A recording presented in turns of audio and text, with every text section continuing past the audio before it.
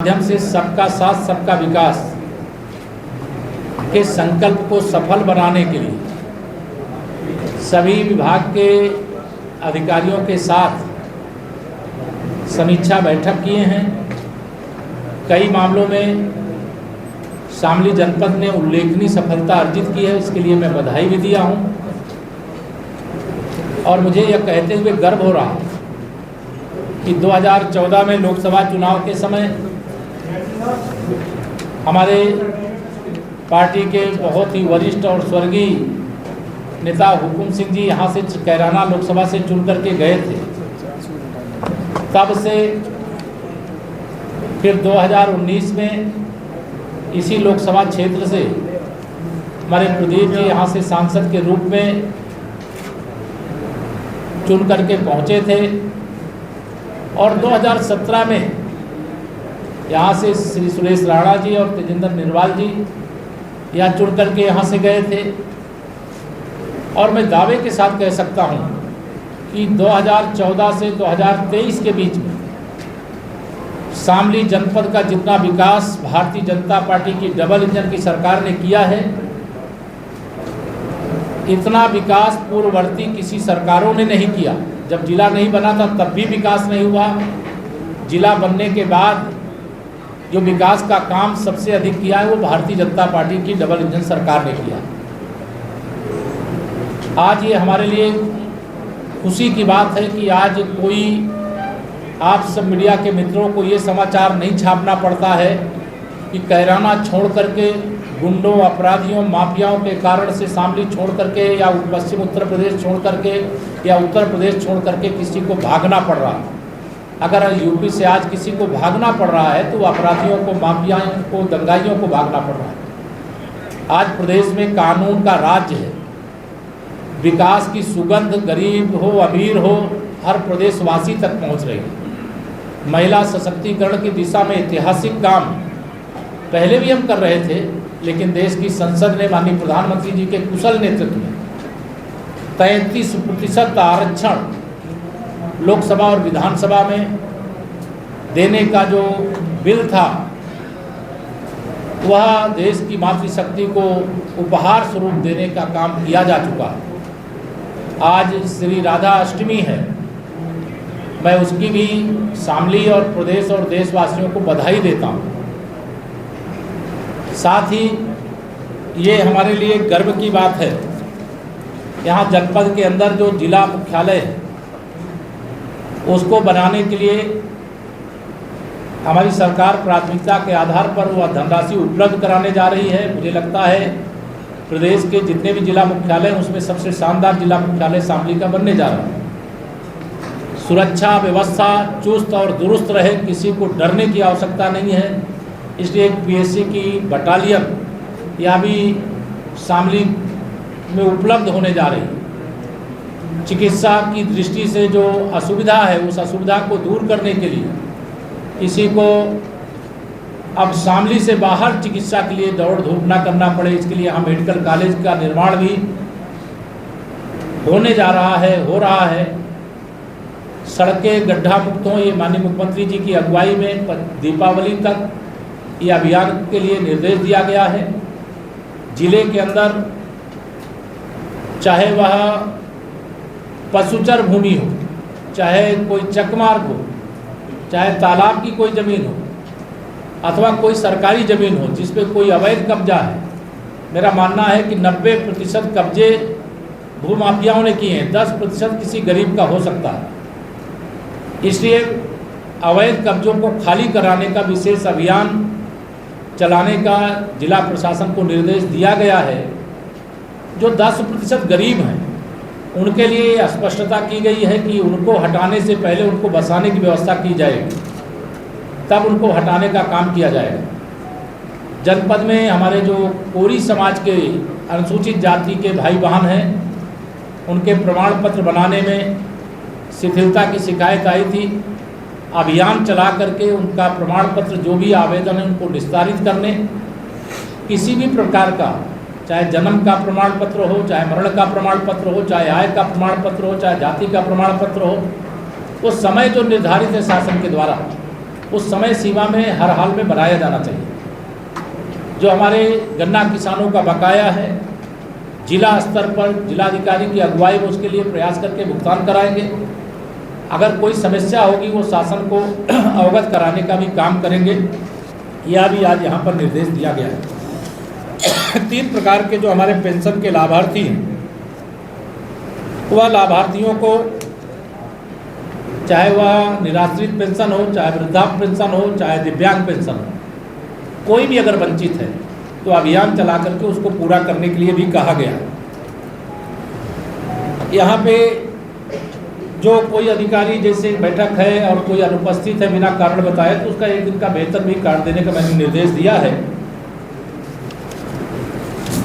इस समय जिले के अंदर बड़ी उपलब्धि के रूप में चाहे राष्ट्रीय राजमार्ग, चाहे राज्य मार्ग, चाहे मुख्य जिला मार्ग, चाहे अन्य जिला मार्ग, इनके निर्माण का भी काम तीव्र गति से आगे बढ़ाने का काम हो रहा है। और सांसद जी को भी इसके लिए मैं बधाई दूंगा, आदरणीय सुरेश राणा जी को भी बधाई दूंगा, तेजेंद्र जी को भी। इन्होंने लगातार प्रयास किया है कि जिले के अंदर विकास की जो किरण है वो हर गांव और हर नगर तक पहुँचे, उसमें हमें सफलता मिली है। 2024 का लोकसभा चुनाव आने जा रहा है। हमारी सरकार ने सबका साथ सबका विकास किया है और सबका साथ सबका विकास करने के क्रम में हम 2024 में हमारा विश्वास है कैराना लोकसभा सहित हम उत्तर प्रदेश की 80 लोकसभा सीटें जीत करके 2014-2019 की तुलना में 2024 में माननीय नरेंद्र मोदी जी के नेतृत्व में और ऐतिहासिक विजय अर्जित करने में सफल होंगे। और तीसरी बार मोदी सरकार ये तथाकथित रूप से जो भ्रष्टाचारियों का, जो तुष्टीकरण करने वालों का, जो अपराधियों को संरक्षण देने वालों का गठबंधन है, ये भारतीय जनता पार्टी के विजय रथ को नहीं रोक पाएगा। एक महत्वपूर्ण सूचना मैं अपने किसान भाइयों के लिए आप सबके माध्यम से देना चाहता हूँ। हमारी सरकार ने लगातार किसान उत्थान की दृष्टि से काम किया है। इस बार जब हम सरकार में दूसरी बार प्रदेश में चुन करके आए, तो जो हमारे नलकूप से सिंचाई करने वाले किसान हैं, उनकी बिजली को सरकार के द्वारा उनके बिल का भुगतान करने का फैसला किया गया। इसलिए अब जो नलकूप के मालिक किसान हैं, उनके यहाँ एक दुष्प्रचार भी यहाँ हमारे जो राजनीतिक विरोधी हैं करने की कोशिश करते हैं। मैं स्पष्ट करना चाहता हूँ, किसानों के बिजली के बिल जो नलकूप के लिए है वो सरकार अदा करेगी। बिजली विभाग उसमें अगर मीटर लगाता है तो मीटर इसलिए लगाता है कि कितनी बिजली किस किसान ने खर्चा किया, उसके आधार पर सरकार अपने खजाने से बिजली बिल का भुगतान बिजली विभाग को करने का काम करती है।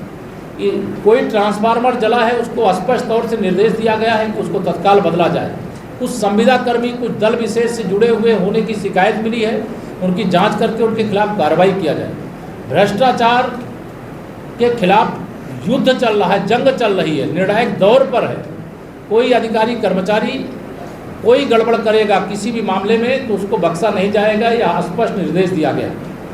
2023 में मैं आप सबके साथ वार्ता कर रहा हूँ। मुझे पूरा विश्वास है 2024 ही नहीं 2047 विकसित भारत होने तक ये भाजपा का कमल प्रदेश में भी देश में भी खिला रहेगा। इसलिए हमारा लक्ष्य जो हमारे प्रधानमंत्री जी का नारा है,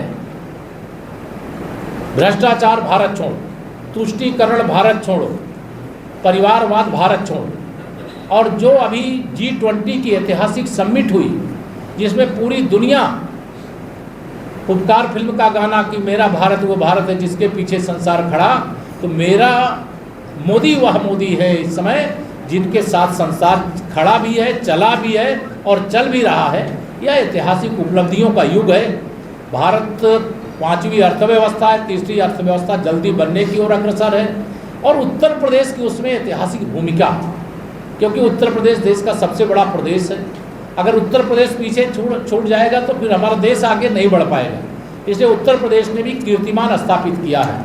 अभी ODOP के अंतर्गत शामली के हमारे उद्योग जगत से जुड़े हुए एक साथी को माननीय प्रधानमंत्री जी ने स्वयं पुरस्कृत किया। अब कैराना कोई दंगा क्षेत्र नहीं है, यह एक विकास के दृष्टि से आगे बढ़ चुका क्षेत्र है, इसलिए यह बातें मुझे आप सब लोगों को जानकारी देनी थी। और जो चीज़ें अभी हमने नहीं आपको जानकारी दी है, कोई एक दो सवाल आप कोई पूछना चाहेंगे तो मैं उसका जवाब भी दूंगा, लेकिन आप सबको यह ज़रूर मैं कह रहा हूँ, शामली चूँकि हमारा ये हरियाणा और दिल्ली और नोएडा से लगा हुआ क्षेत्र है, यहाँ का विकास हमारी सरकार की सर्वोच्च प्राथमिकताओं में से एक है। हम उत्तराखंड में भी हमारी सरकार है, उत्तर प्रदेश में भी हमारी सरकार है, हरियाणा में भी हमारी सरकार है, देश में हमारी सरकार है, और आने वाले समय में चारों तरफ कमल खिलेगा। भाजपा सत्ता में शानदार ढंग से वापसी करेगी, ऐसा मुझे पूरा विश्वास है। और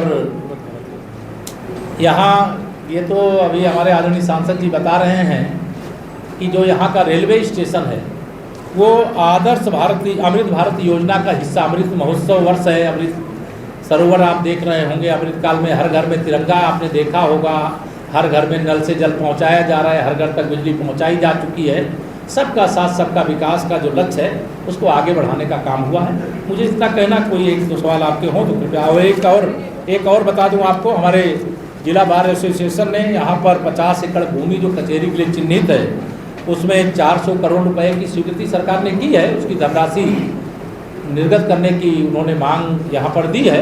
सरकार प्राथमिकता के आधार पर जिला मुख्यालय को भी बनाएगी और जिला कचहरी को भी। धन्यवाद।